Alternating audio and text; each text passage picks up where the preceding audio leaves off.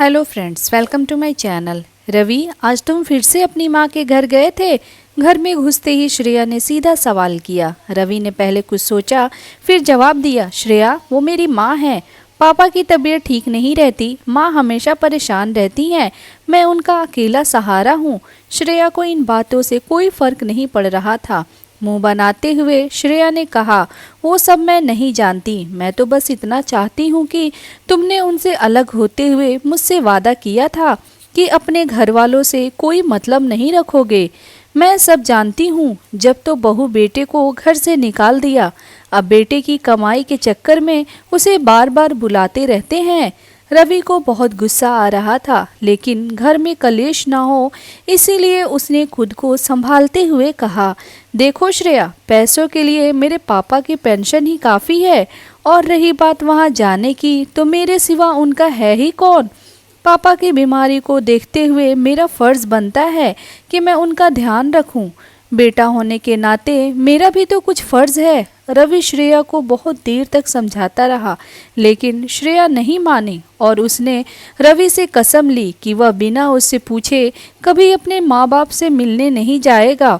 रवि श्रेया का स्वभाव जानता था, अगर उसके मन का काम ना करो तो वह बहुत ज़्यादा गुस्सा हो जाती है और डिप्रेशन में चली जाती है, जहाँ तक कि आत्महत्या भी करने का विचार करने लगती है।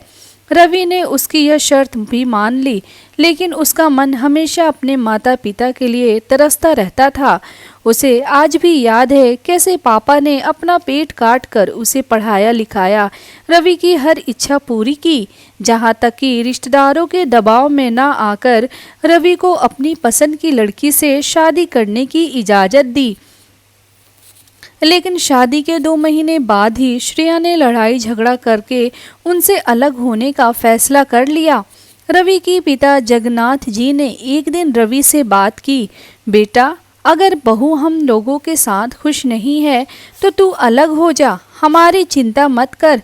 यह सुनकर रवि ने कहा, पापा, अब जब मुझे आपका ध्यान रखना चाहिए, आप चाहते हैं आपको बेसहारा छोड़ दूं? यह मुझसे नहीं होगा। रवि की माँ शांति जी ने कहा, बेटा सही तो कह रहा है, यह बहू को समझाएगा तो वह भी धीरे धीरे मान जाएगी। आपकी भी तबीयत ठीक नहीं रहती। जगन्नाथ जी ने शांति को चुप कराते हुए कहा, कैसी बातें करती हो तुम, वह नए ज़माने की मॉडर्न लड़की है। आजकल हर किसी को प्राइवेसी चाहिए होती है, जाने दे इनको। बेटा रवि, तुम बहू को लेकर जहाँ वह जाना चाहे चले जाओ, हमारी चिंता मत करो। रवि अकेला टेरेस पर खड़े होकर यही सब सोच रहा था, तभी फोन की घंटी बजी। दूसरी तरफ माँ थी, उनकी आवाज़ लड़खड़ा रही थी, बेटा रवि, न जाने तेरे पिता को क्या हो गया है, मैं इन्हें हॉस्पिटल ले जा रही हूँ, तो जल्दी से आ जा। रवि ने कहा, माँ तुम चिंता मत करो, मैं अभी पहुँचता हूँ। यह कहकर रवि जल्दी से नीचे आया और जूते पहनने लगा। श्रेया ने देखा रवि कहीं जाने की तैयारी कर रहा था। रवि, तुम कहाँ जा रहे हो इतनी रात को, और भी फ़ोन किसका आया है? रवि की आंखों से आंसू छलकने ही वाले थे। उसने कहा, श्रेया, पापा की तबीयत बहुत ख़राब है, मुझे जाना होगा, माँ उन्हें लेकर अस्पताल गई हैं। श्रेया गुस्से से बोली, रवि, मैंने तुम्हें कहा था कि तुम उनसे मिलने नहीं जाओगे। ठीक है, तुम जाओ, लेकिन जब वापस आओगे तो अपनी बीवी को जिंदा नहीं पाओगे। रवि उसके आगे गिड़गिड़ाते हुए बोला, श्रेया, आज जाने दो मुझे, एक बार पापा ठीक हो जाए तो मैं फिर बिना तुम्हारी मर्जी के कभी उनसे मिलने नहीं जाऊंगा। लेकिन श्रेया का गुस्सा तो 7वें आसमान पर था। रवि के लिए जिंदगी और मौत का सामना एक साथ होने जा रहा था।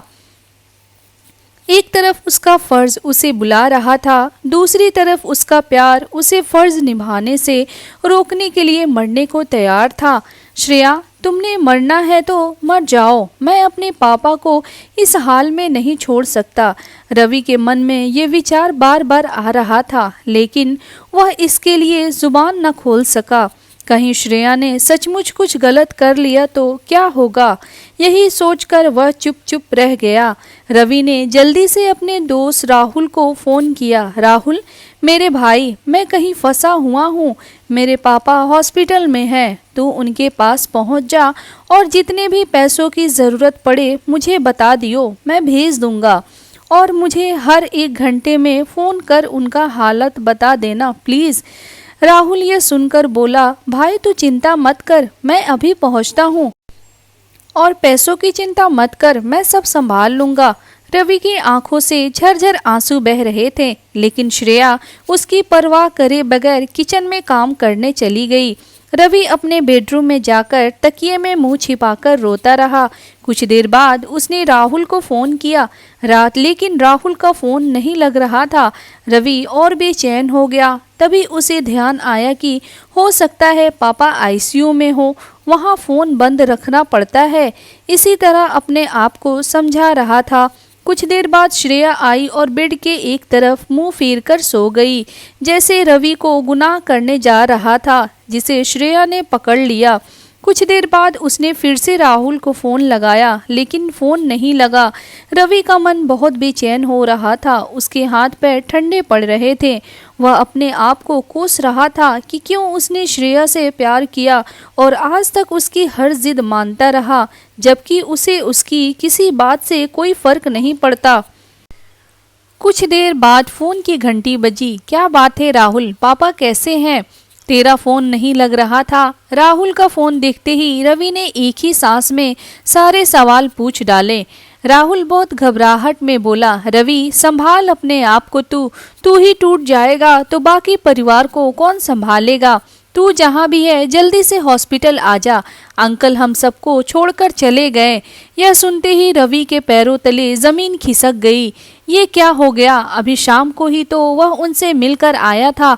काश वह आखिरी समय में अपने पिता के साथ होता।